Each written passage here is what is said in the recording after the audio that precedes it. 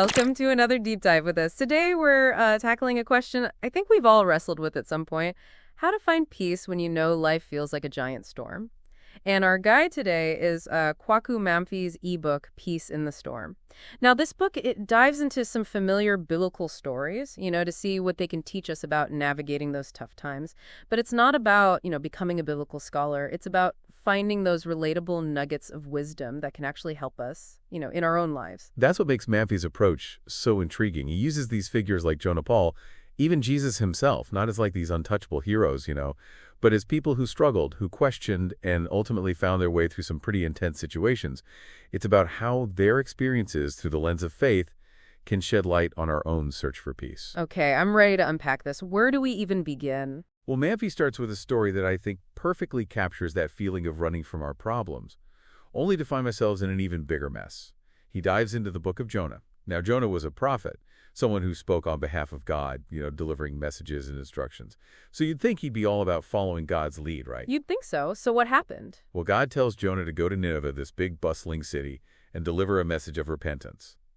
But Jonah decides he'd rather take a cruise in the opposite direction. And wouldn't you know it, a massive storm erupts, throwing the ship and its crew into utter chaos. Okay, so far so relatable. We've all felt that urge to run from something difficult, haven't we? But it's that next part that's always fascinated me. The ebook describes these sailors panicking, praying to their various gods, while Jonah's down below deck, sound asleep. Right, and that's where things get interesting. Is this just Jonah being oblivious? Or could it be something deeper? A strange kind of peace stemming from his belief in God's power, even amidst his blatant disobedience. I've always wondered about that. Is that true inner peace or just plain denial? What do you think? It's a fascinating question, isn't it? It makes us wonder if, maybe even when we're running in the wrong direction, there's still a part of us that knows deep down where we're supposed to be. Of course, the sailors eventually figure out Jonah's the reason for the storm and toss him overboard. And then, there's that whole getting swallowed by a giant fish thing. Talk about a wake-up call. So what's the takeaway here, aside from don't disobey God or you'll get stuck in a fish? I think the bigger point Mamphey's making is that sometimes running from our purpose, whatever that may be in our lives, creates the very storms we're trying to avoid. Like we're the architects of our own chaos. Turning back towards that purpose, even when we've messed up, can be the path to peace. So it's not just about avoiding storms, it's about understanding why they happen in the first place. And maybe, just maybe, we have more control over that than we realize. Exactly. But it also makes you wonder, what does true peace even mean in those situations? Is it about feeling calm on the surface? Or is it something deeper, a trust in something bigger than ourselves, even when things are falling apart around us? That's a big question, and one I'm not sure we can answer just by looking at Jonah.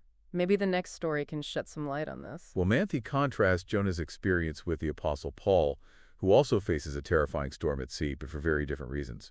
Well, Mamphey contrasts Jonah's experience with the Apostle Paul, who also faces a terrifying storm at sea, but for very different reasons. So Paul's not running away from God this time? Not exactly. He's actually a prisoner on his way to Rome, which is a whole other story. But the point is, he's not deliberately disobeying or trying to avoid anything. He's right where he believes he's supposed to be. And yet he still ends up in a massive storm. Exactly. This is where the book gets even deeper, I think. It challenges the idea that faith means a smooth, easy life. Because even though Paul is following what he believes is God's will, his journey is anything but calm. So what happens during the storm? Well, the ebook describes this violent tempest that rages for days. The sailors, experienced as they are, start to lose all hope. But then Paul, speaking with that quiet confidence we see throughout his story, tells everyone, "Not one of you will be lost, only the ship will be destroyed." Wow. Where does that kind of certainty come from, especially when you're in the middle of a raging storm? That's the million-dollar question, isn't it? I think it speaks to a different kind of peace, a deeper trust that goes beyond hoping everything will work out perfectly. It's a trust rooted in something larger than the immediate circumstances. So it's not about avoiding the storm altogether. It's about finding a way to weather it without losing yourself in the chaos. That's a great way to put it. And as Paul predicted, despite the shipwreck and all the danger, every single passenger, 276 people, make it to shore alive. Okay, that's pretty incredible, but it still leaves me with a nagging question. If even Paul, someone so devoted to God, still faces these kinds of challenges, doesn't that make faith seem kind of risky? Like maybe it doesn't really protect you from the storms after all? That's a really honest question, and one that a lot of people struggle with. I think what these stories are trying to show us is that faith isn't about avoiding hardship, but about finding the strength to endure it. to navigate those stormy waters with a sense of trust that there's something bigger at play. Okay, so maybe it's less about God will fix everything and more about God will be with me while I go through it. I'm starting to see the difference here. That's a really insightful way to frame it. It's a shift in perspective from expecting external solutions to finding that inner strength that allows you to face whatever comes your way. So we've got Jonah running, Paul enduring. Where do we go from here? I'm guessing Jesus is going to show up at some point in this discussion about peace in the storm. You guessed it. Mamphey takes us right to the heart of the matter. With the iconic story of Jesus calming the storm on the Sea of Galilee. It's a classic for a reason. I can already picture it. Big waves, terrified disciple. Exactly. This story really throws into sharp relief the contrast between human fear and that divine peace we've been talking about. Okay, set the scene for me. So imagine this. Jesus and his disciples are out on a boat.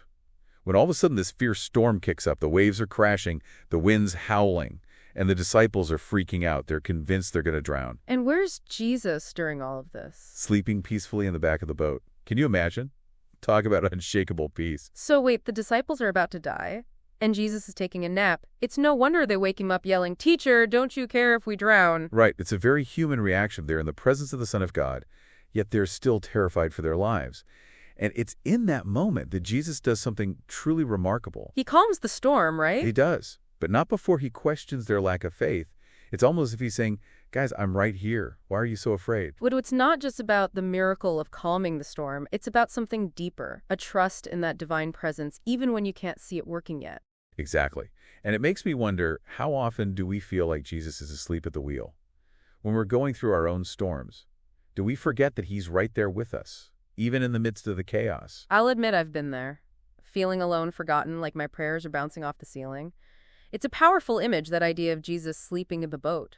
But what's interesting is that he does wake up, he does respond. Maybe we just need to be a little more patient, a little more trusting. That's a beautiful insight. And it leads perfectly into the final story Mamphey uses to illustrate this idea of peace in the storm, the one where Peter attempts to walk on water. Oh yeah, talk about taking a leap of faith. That one always gets me. It's a dramatic scene for sure. It's a dramatic scene for sure. So Jesus is walking on water toward the disciples, and Peter blurts out, "Hey, Jesus, let me try that." It's almost comical. It is. It's that impulsive side of Peter that we all kind of love. Right. And it takes a certain amount of faith just to ask that question. Right, like who in their right mind would think, "Oh yeah, I can totally walk on water too." It's amazing. And the craziest thing is Jesus says, sure, come on down. No way, he actually agrees to it. He does. And Peter steps out of the boat and starts walking on water.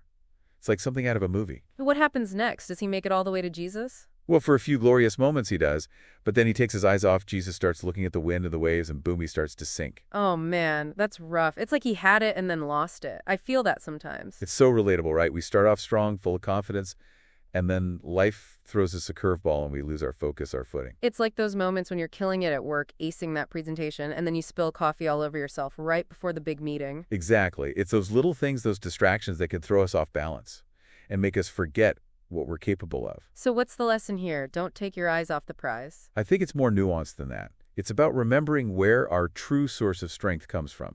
When Peter focused on Jesus, he could do the impossible.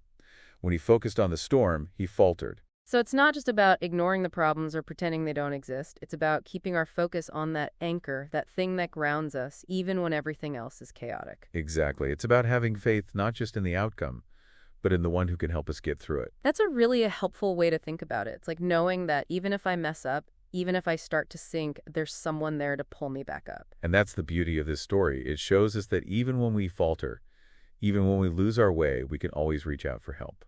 And that help is always available. Okay, so we've explored these 4 amazing stories: Jonah running, Paul enduring, Jesus calming, and Peter sinking. If we were to sum up the message of peace in the storm, what would you say is the key takeaway? I think it's about recognizing that peace isn't about the absence of storms, but about navigating them with faith and trust.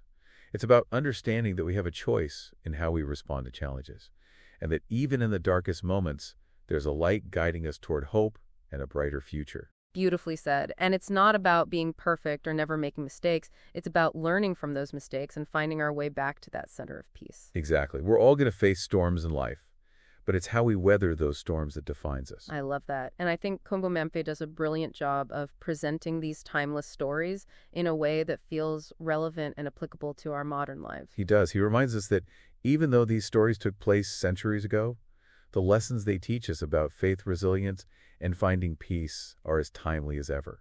So as we wrap up this deep dive into peace in the storm, I want to thank you for joining us on this journey of exploration and discovery. We hope you've gained some valuable insights and encouragement from this incredible ebook. Remember, storms are inevitable, but how we navigate them is a choice.